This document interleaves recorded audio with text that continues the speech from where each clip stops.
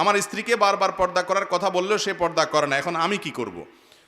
যে প্রশ্নটা করেছেন আমি তাকে বলতে চাই, আপনি নিজে পর্দা করেন কিনা, আপনার চোখের পর্দা করেন কিনা। এই প্রশ্নটা এই জন্য করছি যে অনেক পুরুষ আছে নিজে দুনিয়ার বদমাইশি সব করবে, চায় আমার বউটা ফেরেশতা থাকুক, কোনো দিক তাকাতে পারবে না, বউ ফেসবুক টিপতে পারবে না, কিন্তু সে সারাদিন ইটিস পিটিস করবে অন্যদের সাথে।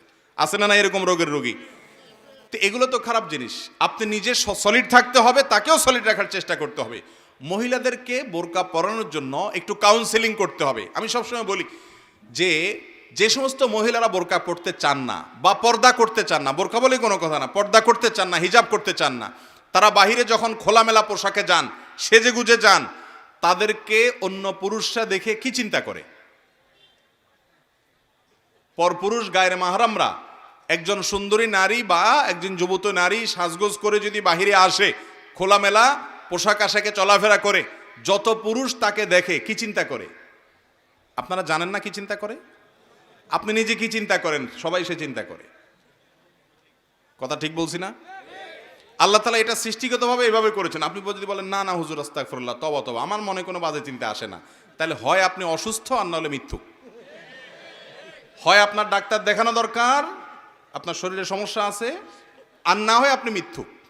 3 নম্বরটা হওয়ার কোনো সম্ভাবনা নাই।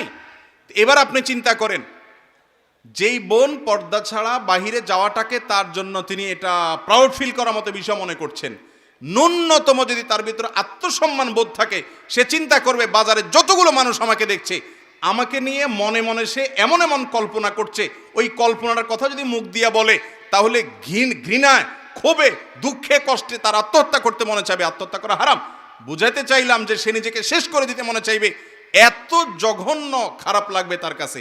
অথচ সেই মানুষটাই যখন দেখে বলে আপা অনেক সুন্দর লাগছে, ভাবি অনেক সুন্দর লাগছে, ওই মহিলা মিটমিট করে হেসে ওইটাকে অ্যাপ্রিসিয়েট নিচ্ছে, সেটাকে গ্রহণ করছে। সে জানে না যে ওই সুন্দর লাগা কথার যে বলছে, তার মনে বাজে কল্পনা আসবে। যদি কখনো না আসে, হতে পারে প্রাইমারি লেভেলে কারোর মনে বাজে চিন্তা আসলো না, কিন্তু আসবে। যেখানে বাজে চিন্তা আসার সম্ভাবনা আছে, ওখানে নিজেকে সেভ করাটাই হলো বুদ্ধিমান মানুষের কাজ। একটা জায়গায় ধরেন এখানে বিদ্যুতের লাইন আছে এবং এখানে বিদ্যুতের হাই ভোল্টেজ লাইন আছে, হাত লাগলে সাথে সাথে শক্ট হয়ে মারা যাওয়ার ভয় আছে। এই মুহূর্তে বিদ্যুৎ নাই, কারেন্ট নাই, চলে গেছে, তারপরও আমি সেখানে হাত দেব না। কেন? কারণ এখন বিদ্যুৎ নাই, যে কোনো মুহূর্তে এসে যাবে। কোনো পুরুষ কোনো নারীকে দেখার পর এই মুহূর্তে হয়তো তার মনে বাজে চিন্তা আসছে না, হয়তো অন্য কোনো টেনশনে আছে বেচারা, তার মনে বাজে চিন্তা এই মুহূর্তে আসলো না, কিন্তু আসতে বাধ্য। যদি তার গায়রে মাহরাম মহিলা হয়, তাহলে তার মনে সবসময় পবিত্র চিন্তা আসবে না, একটা সময় বাজে চিন্তা আসবে। এই ভয়াবহ দিকটার কারণে একজন নারী পর্দা করবেন। তিনি পর্দা করবেন তার প্রোটেকশনের জন্য। আমি সবসময় বলি ভাই, মাননীয় মহামান্য রাষ্ট্রপতি তিনি চাইলেই কি যে কোনো জায়গায় যাইতে পারেন? যদি আমাদের মহামান্য রাষ্ট্রপতি প্রায় সময় মজা করে বলেন যে একটা ডিম আমাকে খাইতে দিলে ডাক্তাররা এবং যারা দায়িত্বশীল আছেন আমার নিরাপত্তার জন্য, এরা খেতে খেতে খেতে খেতে চেক করতে করতে আমার কাছে এসে অল্প একটু টিকে কোনো রকম। উনি প্রায় সময় মজা করে রসিকতা করে বলেন। উনি যদি বলেন যে তোমরা সব ছড়ো, আমার আশপাশে কোনো সেফটি লাগবে না, আমি একটু কারওয়ান বাজার গিয়ে মন মতো একটু বাজার করব, দিবে তাকে কেউ? কেন দিবে না?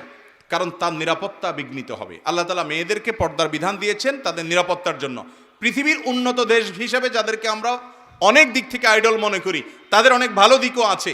সেই ইউরোপিয়ান পশ্চিমা দেশগুলোতে মহিলারা পুরুষরা সবাই উচ্চশিক্ষিত, তথাকথিত সভ্য, ভদ্র, অনেক দিক থেকে আমাদের চাইতে ভালো।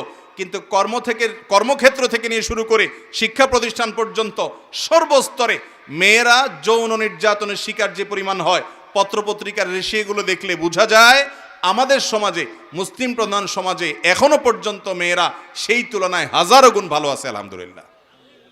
এর মূল কারণ হলো পর্দা। অতএব পর্দা এটা মেয়ের নিরাপত্তার জন্য। স্ত্রীকে যদি কাউন্সিলিং করানো যায়, ইনশাআল্লাহ তিনি আমলে আনবেন। যদি তিনি না করেন, স্বামী তার সমস্ত দায়িত্ব পালন করেন, আল্লাহর কাছে স্বামীর দায়িত্ব মুক্ত হবেন ইনশাআল্লাহ।